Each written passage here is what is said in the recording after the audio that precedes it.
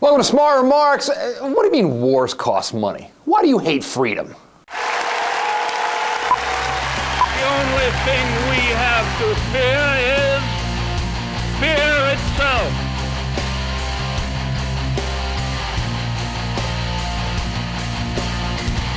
So this past week it was reported that next week President Obama is expected to announce that he'll be sending up to 35,000 more troops to Afghanistan so we might win the war there, whatever that means. And it was a huge disappointment for people like me who thought that Obama had absorbed the lessons of Iraq, that we're not going to import a shiny, happy democracy anywhere, and that an open-ended military commitment, particularly at a time of domestic economic peril, is dangerous. But unfortunately, Obama seems to have given in to the people who never met a war they didn't like, and who think that if we just stay forever and throw ever more resources at it, we'll win, and then we'll have ticker tape parades and all sorts of moral satisfaction.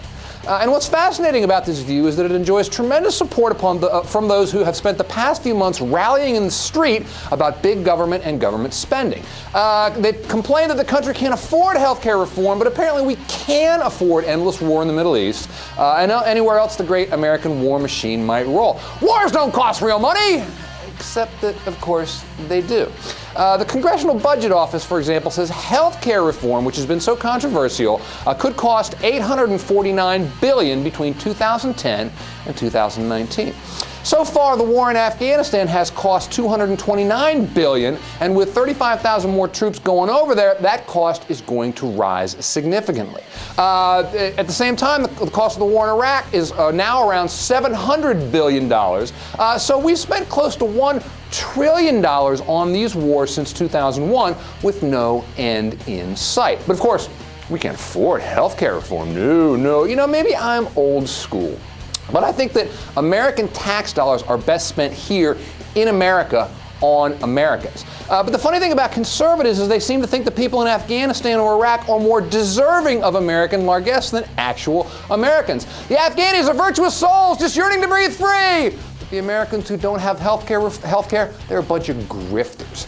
No more money for Americans, but endless wars and endless cost, endless expense. The sad thing is that Obama was elected to put an end to this vicious cycle. American money needs to be invested here, not just in health care, but in jobs programs and in attempts to get our economy restarted again in a sustainable fashion. The more money we spend over there, the less money we got to spend over here. Come home, America, and bring your money with you.